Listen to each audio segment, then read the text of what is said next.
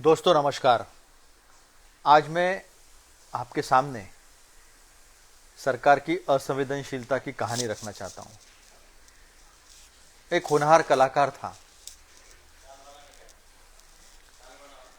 जिसकी मृत्यु पर सही मायने में तो वो आत्महत्या कहनी चाहिए, क्योंकि अभी एम्स का भी रिपोर्ट आ गया है और वो ये कहता है कि कोई भी ऑब्जेक्शनेबल चीज़ उसमें मिली नहीं है।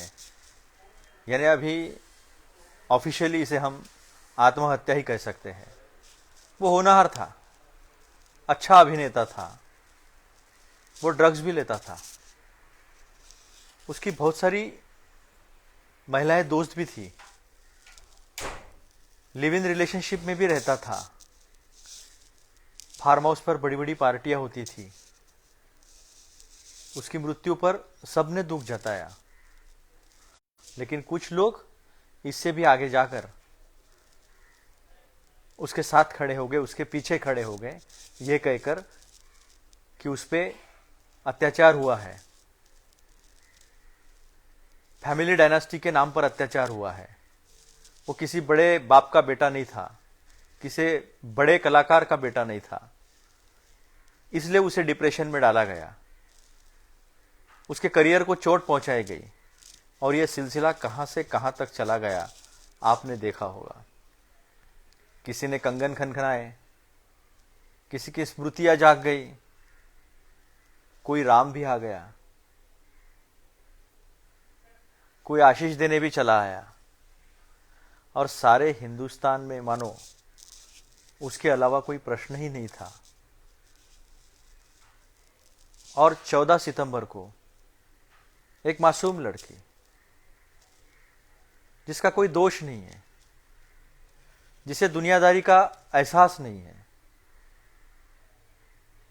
भला बुरा उसने जाना नहीं, अपने परिवार के साथ अपनी परिवार की जो भी ज़रूरतें हैं वो पूरी करने की जद्दोजहद, अपनी शिक्षा पूरी करने की जद्दोजहद, माँ के साथ खेत में घास काटने जाती है और उसे ही काट दिया जाता है। उसके भी अपने सपने होंगे, उसमें भी कुछ गुण होगा, उसको रौंद दिया जाता है, गैंग रेप कर दिया जाता है। और जो सुनते हैं हम कि सवर्ण जातियाँ, कनिष्ठ जातियाँ, उनसे आया हुआ एक उन्माद, एक तरह का अहंकार, जबकि सच्चाई यह है कि किसने कहाँ जन्म लेना चाहिए ये किसी के हाथ में नहीं है। फिर भी किसी बड़ी जाति में, ऊंची जाति में जन्म लेने का मतलब हमें दूसरों की जिंदगी पे रूल करने का अधिकार मिल जाता है। इस तरह की घिनौनी मानसिकता। लेकिन आज किसी का कंगन नहीं खनका,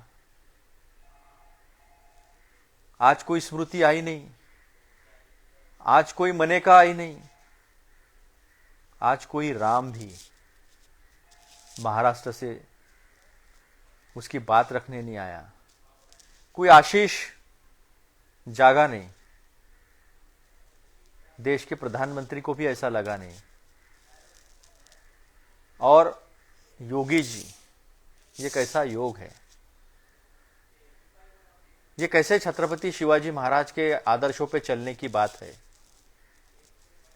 कि उसे दाह संस्कार, अंतिम संस्कार भी संस्कारों के मुताबिक हासिल न हो, और उसकी वजह आप खुद और अपने आप को राम भक्त कहलाते हो, अपने आप को छत्रपति शिवाजी महाराज के पदचिन्हों पे कहने चलने वाला कहलाते हो। शर्म की बात है। छत्रपति शिवाजी महाराज का सबसे बड़ा अगर कोई काम होगा तो स्त्रियों को, महिलाओं को गुलामी से मुक्ति दिलाने का पहला काम था। और आपके राज में तो 3 साल की बच्ची भी महफूज नहीं है, उसे भी रेप करके मार डाला जाता है।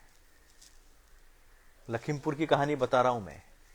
वहां से चलकर आए दिन रोज महिलाओं पे गैंगरेप, इस तरह के अत्याचार और घिनौनी हरकत, और उसमें जब खुद राम का नाम लेने वाले, छत्रपति शिवाजी महाराज का नाम लेने वाले लोग, इनके हाथ अगर गंदे होते होंगे तो इन मासूम बच्चों ने इन मासूम जिंदगियों ने किसके सामने देखना चाहिए? ये वही उत्तर प्रदेश है ना, जो प्रभु रामचंद्र के पदचिन्हों से पावन हुआ है। उसे अपवित्र करने का अधिकार योगी जी आपको किसने दिया?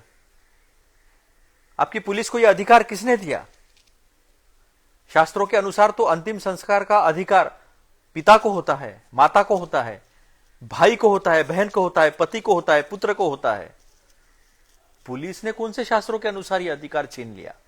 और रात को 2 बजे परिवार की इच्छा के खिलाफ छुपके छुपा के मांगो राम कदम, सीआईडी मांगो, सीबीआई मांगो। आओ कंगना जी, सामने आओ। कहां गए अर्नब गोस्वामी? कैसे बात करते थे महाराष्ट्र के मुख्यमंत्री के बारे में? कहो अभी कहो अजय बिष्ट,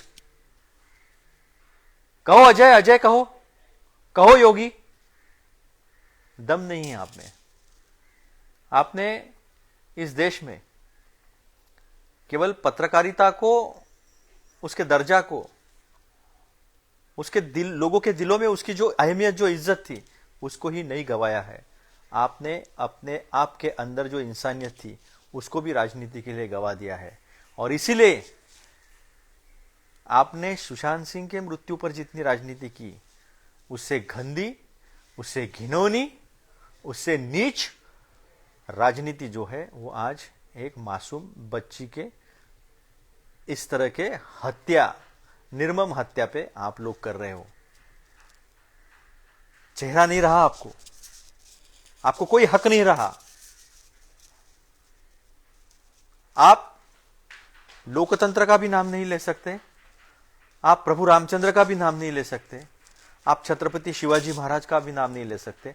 हाँ, आप नाम ले सकते हो सिर्फ नरेंद्र मोदी जी का, इस देश के प्रधानमंत्री जी का, आदरणीय प्रधानमंत्री जी का, क्योंकि उनका और इस देश के गृह मंत्री अमित शाह जी का, उनका भी नाम इसी तरह के घिनौनी हरकत, राजनीति के लिए घिनौनी हरकत, धर्म के नाम पे राजनीति, जात के नाम पे राजनीति, लोगों को, निचली जाति के लोग हो या अल्पसंख्यक समुदाय के लोग हो, उन्हें अपने पैरों की नोक पे रखने की राजनीति, उन्हें दबाने की, उन्हें कुचल कर राजनीति करने का जो आपका मंसूबा है, जो आपका असली चेहरा है, आज इस मासूम बच्ची के हत्या से, उसके निर्मम रेप से, आखिरी हक भी उसको हासिल न होना, इस सब के लिए कारण अगर कोई होगा तो वो आप हो।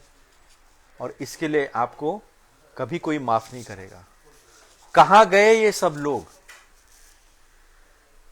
ये आदर्शों की बात करने वाले कहां गए ये सब लोग? सुबह से शाम तक टीवी पर आकर चिल्लाने वाले कहां गए ये सब लोग? ये उस बच्ची की आत्मा आपको पूछती होगी, अरे कम से कम न्याय तो करो। संविधान की तो धज्जियां उड़ा दी, लेकिन प्रभु रामचंद्र के न्याय को तो मानो, छत्रपति शिवाजी महाराज के न्याय को तो मानो, वरना इसके बाद उनका कभी नाम मत लेना। आपको वैसे अधिकार भी नहीं। बस।